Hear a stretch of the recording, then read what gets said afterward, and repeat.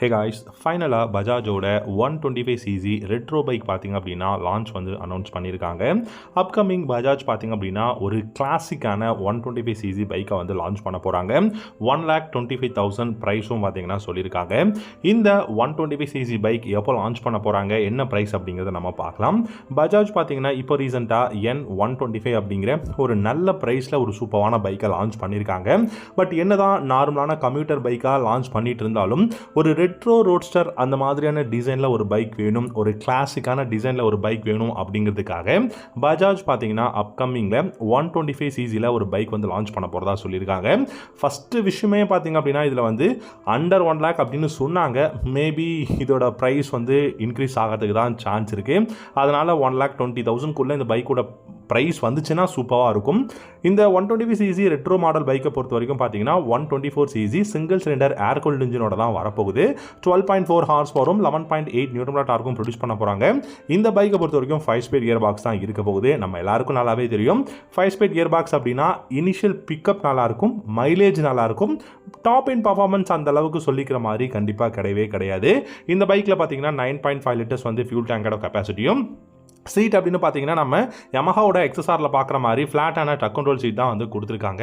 And இதுக்கு ஃப்ரண்ட்டில் இருக்கக்கூடிய இந்த எல்இடி ஹெட்லாம்ப்ஸும் பார்த்திங்க அப்படின்னா சூப்பராக இருக்குது.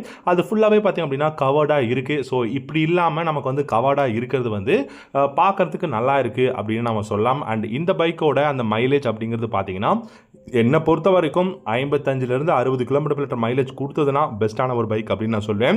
ஏன்னா இது வந்து நம்ம மோஸ்ட்லி சிட்டியில் டிராஃபிக்கில் தான் யூஸ் பண்ண போகிறோம். அப்படி இருக்கும்போது இந்த பைக் வந்து ஒரு ஒண்டர்ஃபுல்லான பைக்காக இருக்கும். ஒரு 50-60 km நமக்கு மைலேஜ் கிடச்சிது அப்படின்னா இந்த பைக்கோட சஸ்பென்ஷன் அப்படின்னு பார்த்தீங்கன்னா ஃப்ரண்ட்டில் டெலஸ்கோபிக் ஃபோக்ஸும், ரியலில் வந்து ஷாக் அப்சர்வரா இல்லை மோனோ ஷாக்கா அப்படிங்கிறது மட்டும்தான் இப்போதைக்கு கன்ஃபார்ம் இல்லாமல் இருக்குது. என்னை பொறுத்த வரைக்கும் உங்களுக்கு ரெட்ரோ ரோட்ஸ்டர் இல்லை ரெட்ரோ டிசைன் அப்படின்னு எடுத்துக்கிட்டிங்கன்னா ட்வின் ஷாக் அப்சர்வர் தான் கண்டிப்பாக பெஸ்ட்டாக இருக்கும். அண்ட் இந்த பைக்கில் பில்லியன் ரைடருக்கு ஏற்ற மாதிரியான இந்த சீட்டோட டிசைனும் இருக்குது. பில்லியனுக்கு வந்து பார்த்தீங்கன்னா கிராப் ரெயில்ஸும் சூப்பராக கொடுத்துருக்காங்க. டயர்ஸ்னு பார்த்தீங்கன்னா ஃப்ரண்ட் அண்ட் ரியரில் நல்ல ரேடியல் டயர்ஸ் வந்து பார்த்தீங்கன்னா கொடுத்துருக்காங்க அலாய் வீல்ஸோட. இது வந்து ரொம்ப ரொம்ப இம்பார்ட்டன்ஸ். ஏன்னா அலாய் வீல்ஸ் ரேடியல் டயர் ரொம்ப நல்ல விஷயமா இருக்குது. அதே மாதிரி நல்ல சட்டிலான கலர்ஸும் கொடுக்க போகிறாங்க. க்ரோம் ஃபினிஷில் வரப்போகுது அப்படிங்கிற மாதிரி சொல்லியிருக்காங்க. And front and rear single disc brake variant, அதுக்கப்புறம் சிங்கிள் சேனல் ஏபிஎஸ் வேரியன்ட் எல்லாமே வரப்போகுது. ஸோ கிட்டத்தட்ட பார்த்தீங்கன்னா நமக்கு ஹீரோவோட எக்ஸ்ட்ரீம் 125 இருக்கிற ரைவலாக வரப்போகுது அப்படிங்கிறத நம்ம எடுத்துக்கலாம். ஸோ நீங்கள் இந்த பைக்கை பற்றி என்ன நினைக்கிறீங்க அப்படிங்கிறத காமெண்ட் செக்ஷனில் கமெண்ட் பண்ணுங்கள். கண்டிப்பாக இந்த பைக் உங்களுக்கு பிடிச்சிருக்கும் அப்படின்னு நினைக்கிறேன். பிடிச்சிருந்தா லைக் பண்ணிவிட்டு நம்ம சேனலையும் சப்ஸ்கிரைப் பண்ணிக்கோங்க. தேங்க்யூ ஸோ மச் ஃபார் வாட்சிங். Have a good day.